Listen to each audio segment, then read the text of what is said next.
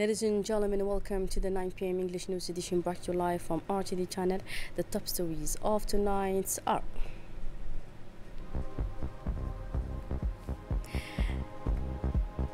a historic memorandum of understanding between Djibouti and Visa.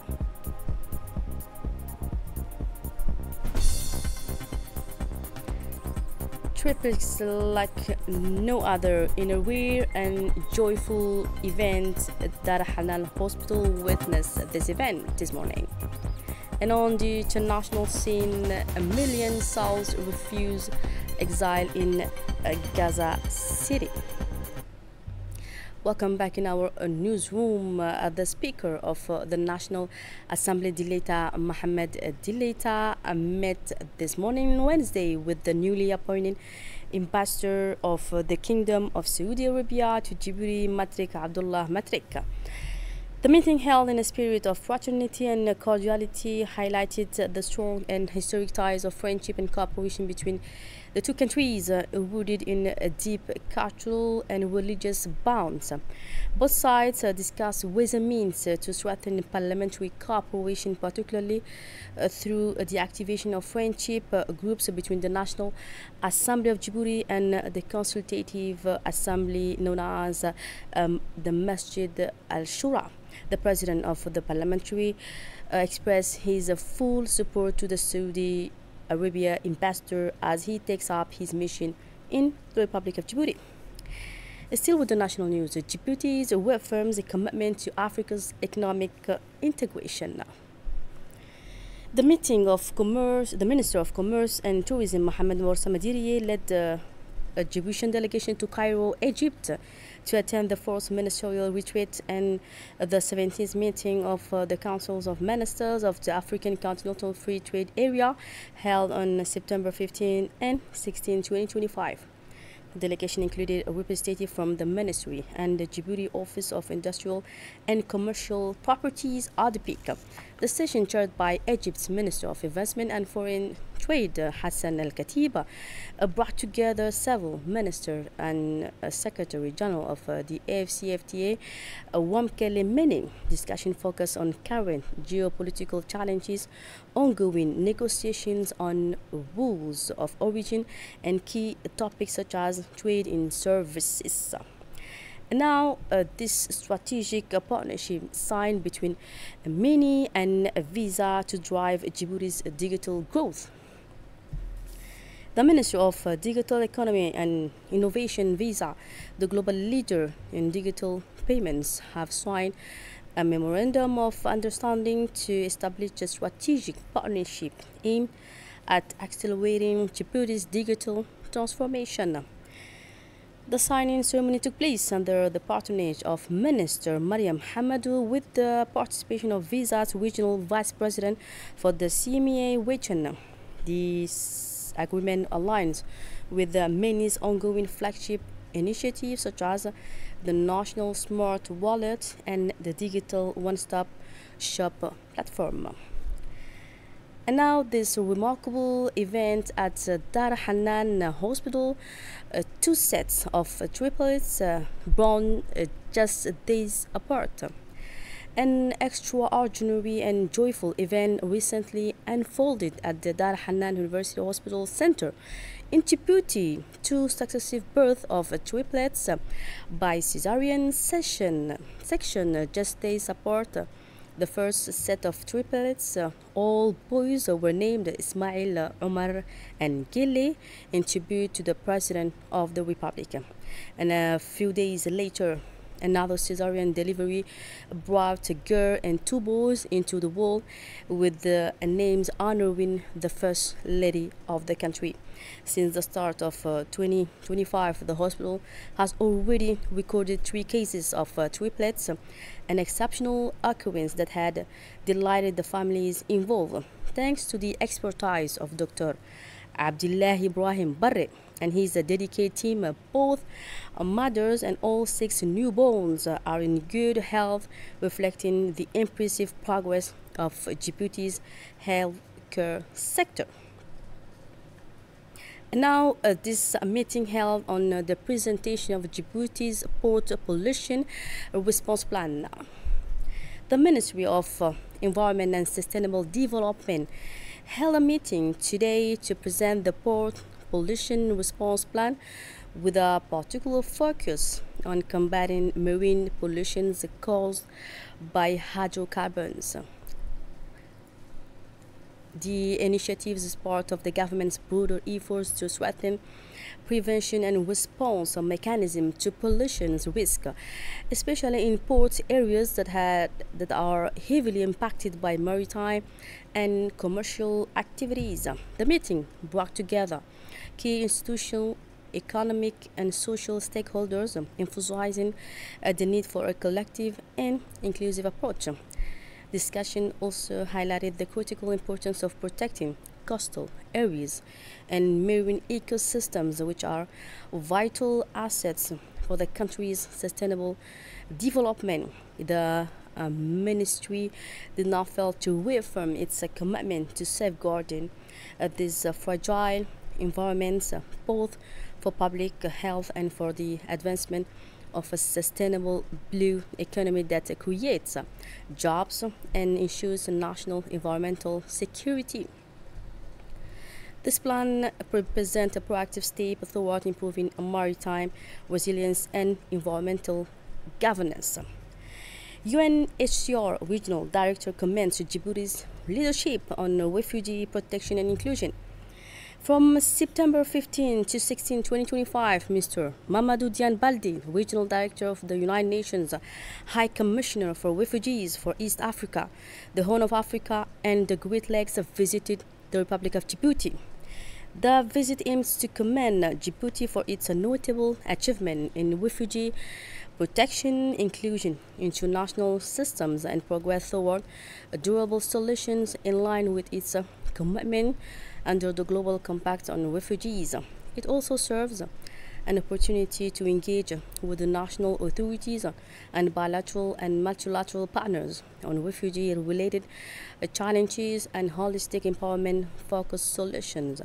Mr. Mamadou Diane Balde did not fail to press Djibouti's collective resilience in the face of the severe drought recorded this year and reaffirmed UNHCR advocacy for long-term investment in climate adaptation and mitigation measures. Let's recall that his visit came at a time of unprecedented global funding constraints. Taking the floor, the UNHCR Regional Director Mamadou Diane Baldi commended Djibouti for its proactive and consistent approach to refugee management. He emphasized that even in the face of a decline in international funding, the country has shown determination in advancing refugee inclusion and long-term solutions. He highlighted Djibouti's recent call to action as a timely initiative that demonstrates its leadership in relying support for refugee hosting countries. Mr. Balde also stressed the need for greater international investment, noting that empowering both refugees and host communities is essential for achieving sustainable progress. He reaffirmed UNHCR's commitment to strengthening its partnership with Djibouti to help scale up impactful locally driving response. He called for significantly increased financial support for Djibouti under the Global Compact on Refugees to help sustain and scale up effective long-term responses for both host communities and refugees as well.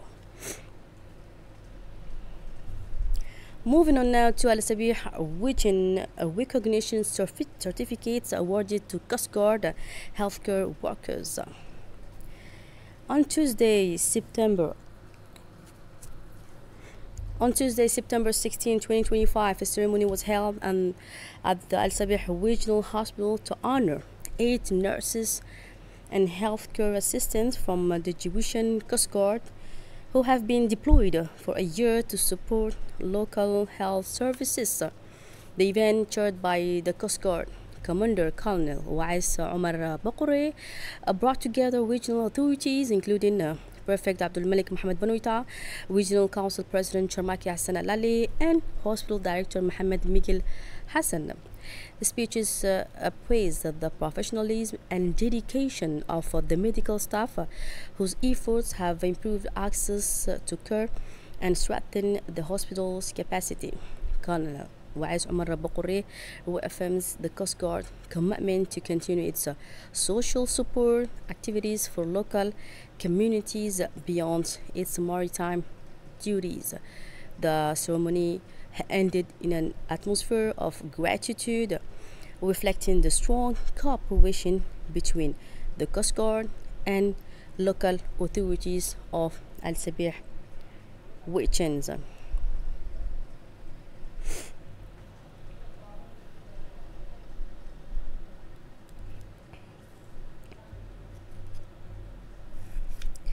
In his remarks, Colonel Wais Omar Abokore, head of the Djiboutian Coast Guard, highlighted his organization's unwavering dedication to serving the residents of Al Sabih.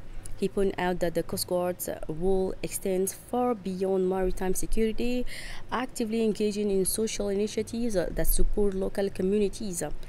The colonel assured that this commitment will persist with ongoing efforts to enhance healthcare access and overall quality of life in this area. He also stressed the importance of collaboration between the Coast Guard and regional authorities to address the community's need effectively. For his side, the prefect of Al Sabih region, Abdul Malik Mohamed Banoita, underscored the significance of the partnership between the Coast Guard and local institutions in fostering regional development. He highlighted how this collaboration plays a vital role in improving the well-being of the community's residents.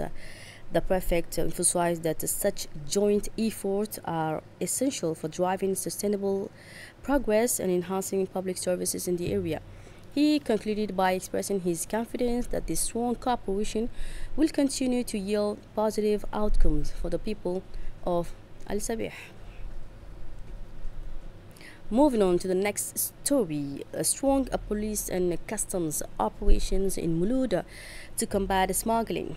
On the morning of September 15, 2025, a major control operation was carried out in Muluda and its surroundings by the police forces in close collaboration with the customs officials under the leadership of Musa Umar Musa, head of the Dakhil Customs Brigade. The national police officers from Dakhil seized 28 parcels of cat, each weighing 70 kilograms, totaling 2 tons. The shipment originated from Ethiopia and was transported through the Mulud drilling site by courier on foot. This effort highlights the commitment of law enforcement agencies to strengthening the fight against smuggling across the country. Turning now to the international news. 1 million Palestinians continue to resist forces displacement in Gaza Strip. About 1 million Palestinians in Gaza and the northern part of the Strip are continuing to resist forced relocation to the south, while around 190,000 others have been forced to flee under Israeli plans for permanent displacement. The statement was made by the office on Tuesday as the Israeli military has stepped up evacuation orders in several neighborhoods of Gaza City in recent weeks. At the same time, it has targeted towers and residential buildings in what Palestinian officers described as an attempt to pressure residents to leave the city and move south within the territory. Leaders of more than 20 major humanitarian agencies operating in the Gaza Strip have urgently called on world leaders to intervene following a UN Commission's first ever conclusion that genocide has been committed.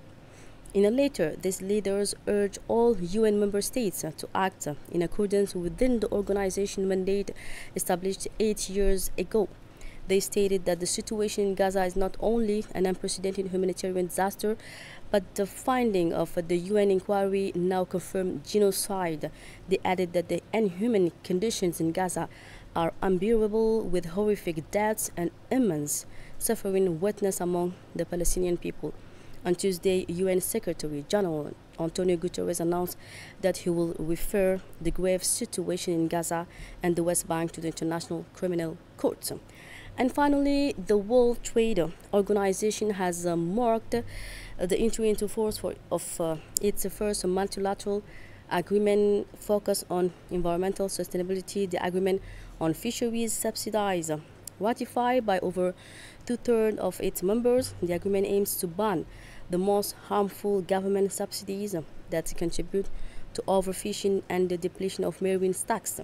Adopted at the WTO's 12th Ministerial Conference in June 2022, the agreement prohibited subsidies that support illegal fishing, overexploitation of fish stocks, and unregulated high seas fishing.